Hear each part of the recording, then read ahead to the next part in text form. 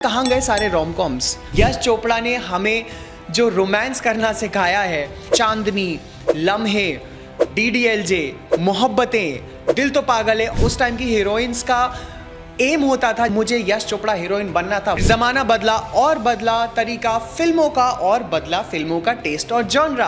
हाल ही में जो चल रहा है वो है पॉलिटिकल ड्रामास। आप चाहे कोई सी भी फिल्म उठा के ले लो, सब फिल्मों में एक नेशनलिज्म, एक नेशनलिस्ट एजेंडा या कुछ ना कुछ ऐसा देखने को जरूर मिलेगा जहां पे हम इंडिया के और इंडिया के सम्मान की बातें कर रहे हैं। कहां गए सारे रोमकॉम्स। पिछले कुछ सालों से स्पेशली कोविड के बाद ऑडियंस का टेस्ट चेंज हो गया है या फिर बोलेंगे कि एक्सपैंड हो गया, and that is we all know due to the emergence and rise of OTT platforms. It has completely changed the business and the preferences and taste of the audience. इसका एक्चुअली कारण ये है कि audience को world cinema का exposure मिला. Earlier we were only confined to Indian films or in any other different languages, or a very few of us were exposed to Hollywood. But Korean, Japanese, Spanish, you just name it and OTT platforms have it. In fact, K-dramas also यार, जो rom-coms और just simple romance जो K-dramas का है, they are so good. Horror movies and romance, especially romance I'm talking about, they are so good. Like Bollywood, जिसका USP था romantic films बनाना, K-dramas ने उसको पीछे छोड़ दिया. अब Bollywood is no more making romantic films. Bollywood का नाम लेते ही आपके दिमाग में क्या आता है? शाहरुख खान, काजोल, डीडीएलजे, वो रोमांटिक सीन्स, वो ड्रीम सीक्वेंसेस और वो अनअटेनेबल प्यार और बहुत ही इम्प्रैक्टिकल से लव सिचुएशन जो कि हमें बहुत अच्छे लगते थे. वो एक्सोटिक लोकेशंस में भी कुछ ऐसे सीन्स.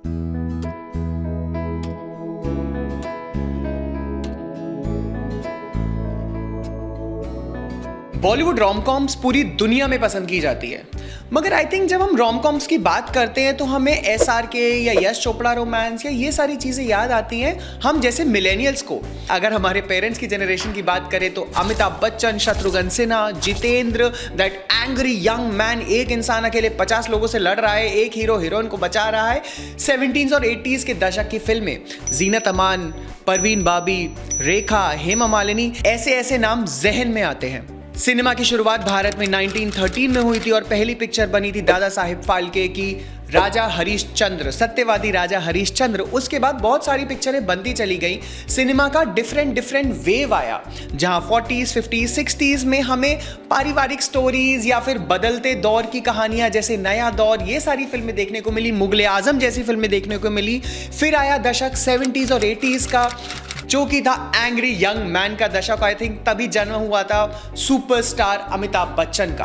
अमिताभ बच्चन के साथ राजेश खन्ना ऑलरेडी जो इंडिया के पहले सुपरस्टार बोले जाते हैं वो भी रूल कर रहे थे, मगर 80s का दशक था मारधाड़ का दशक. काला पानी, डॉन, जंजीर जैसी पिक्चरें एकदम फुल ऑन मारधाड़ वाली पिक्चरें बनना शुरू हुई और ये लहर चली 80s और 90s तक. फिर आया दशक यश चोपड़ा के रोमांस का.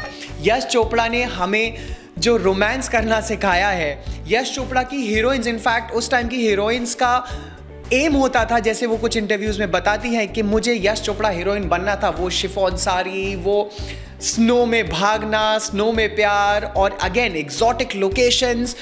बहुत सारी ऐसी फिल्में बनी जिसमें हमें पिक्चरें जैसे चांदनी, लम्हे, डीडीएलजे, मोहब्बतें, दिल तो पागल है और न जाने कौन कौन सी बेहतरीन फिल्में देखने को मिली.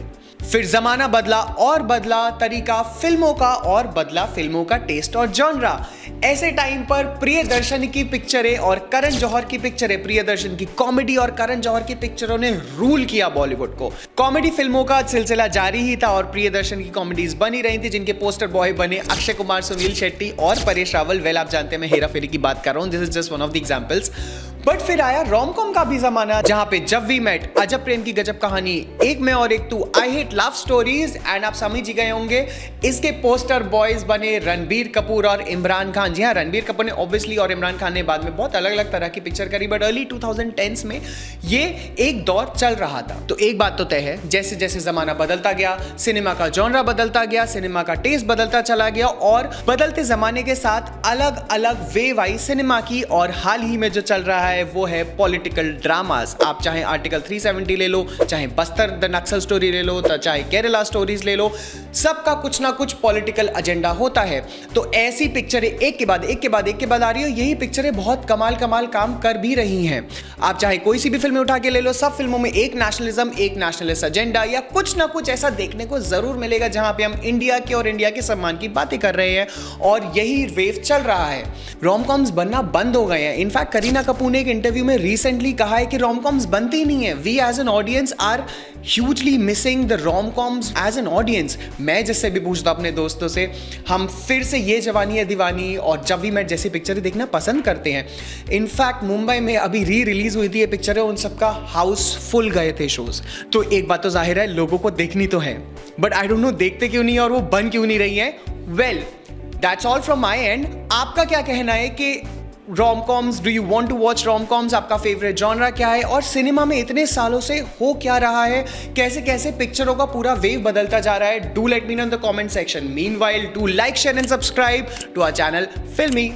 टिल देन, सी या।